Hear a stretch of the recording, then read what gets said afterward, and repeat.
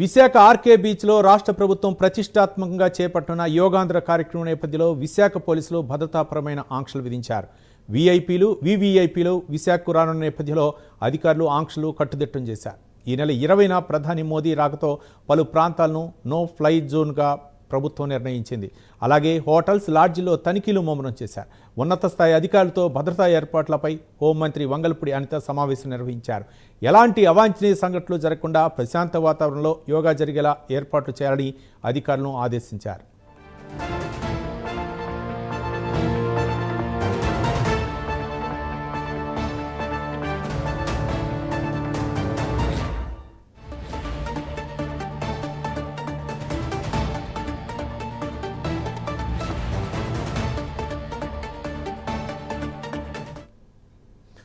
విశాఖలో ఈ నెల 21న యోగాంధ్ర కార్యక్రమాన్ని ప్రతిష్టాత్మకంగా నిర్వహించాలని రాష్ట్ర ప్రభుత్వం భావిస్తుంది. మరోపక్క 20వ తారీఖునే ప్రధాని నరేంద్ర మోదీ విశాఖకు చేరుకున్న నేపథ్యంలో భద్రతా ఏర్పాట్లను అధికారులు సమీక్షిస్తున్నారు. దీనిపై మరింత సమాచారం మా కరెస్పాండెంట్ చంద్రశేఖర్ అందిస్తారు.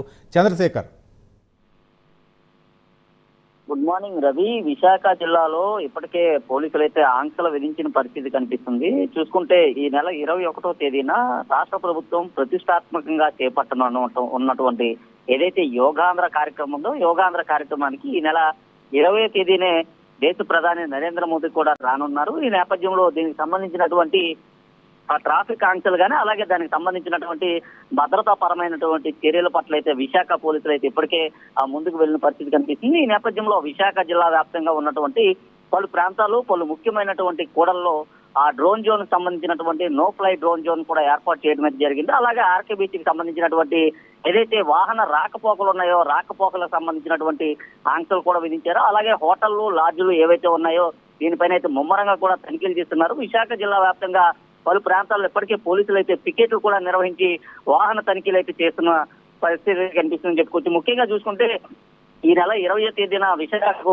ప్రధాని మోదీ వస్తున్నటువంటి నేపథ్యంలో దానికి సంబంధించిన రూట్ మ్యాప్ కానీ, అలాగే దానికి సంబంధించినటువంటి బందోబస్తు ఏర్పాట్లు కూడా పూర్తిగా కూడా ఉండాలంటూ కూడా ఇప్పటికే రాష్ట్ర హోంమంత్రి అయితే ఆదేశాలు జారీ చేసినటువంటి నేపథ్యంలో ఇలాంటి చర్యలన్నీ కూడా తీసుకున్న పరిస్థితి కనిపిస్తుంది. అయితే ఈ నెల 21వ తేదీన జరిగేటటువంటి ఏదైతే యోగాంధ్ర కార్యక్రమం ఉందో, యోగాంధ్ర కార్యక్రమానికి ఆ రాష్ట్ర నలుమూలల నుంచితో పాటు దేశ విదేశాల నుంచి కూడా దాదాపు 5 లక్షల మంది ప్రజలు కూడా హాజరు కానున్నారు. ఈ నేపథ్యంలో దీనికి సంబంధించినటువంటి భద్రతా పరమైనటువంటి ఏర్పాట్లు, అలాగే దానికి సంబంధించినటువంటి అంశాల పట్ల కూడా ఇప్పటికే పలుమార్లు అయితే సమీక్షా సమావేశాలు కూడా నిర్వహించిన పరిస్థితి కనిపిస్తుంది. ముఖ్యంగా చూసుకుంటే రాష్ట్ర ముఖ్యమంత్రి, అలాగే ఐటీ శాఖ మంత్రి నారా లోకేష్ తో పాటు అలాగే రాష్ట్ర హోంమంత్రి వంగలపూడి అంతా కూడా పోలీసులకి అయితే దిశానిర్దేశం కూడా చేసిన పరిస్థితి కనిపిస్తుంది. అలాగే విదేశాల నుంచి వచ్చేటటువంటి ఎవరైతే యోగాంధ్రాలో పాల్గొనేటటువంటి వారు ఎవరైతే ఉంటారో వారికి ఎటువంటి అవాంఛనీయ సంఘటనలు జరగకుండా, అలాగే ఇక్కడ యోగాంధ్ర జరిగేటటువంటి ప్రదేశం ఏదైతే ఉందో ఇక్కడ ఎలాంటి అవాంఛనీయ సంఘటనలు చోటు చేసుకోకుండా భద్రతా పరమైనటువంటి ఏర్పాట్లు చేయడంతో పాటు దేశ ప్రధాని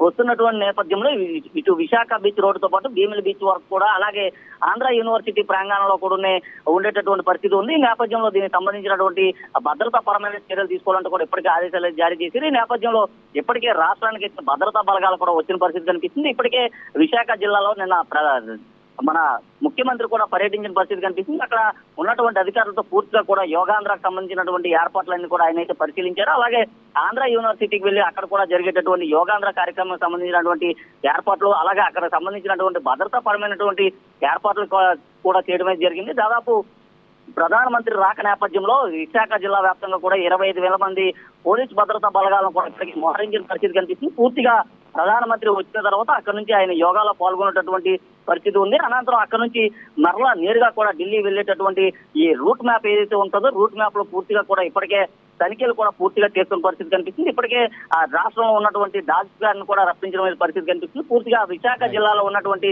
అన్ని ప్రదేశాల్లో కూడా పోలీసులు అయితే జల్లెడ పడుతున్నటువంటి పరిస్థితి అయితే కనిపిస్తుంది. Right, thank you Chandrasekhar.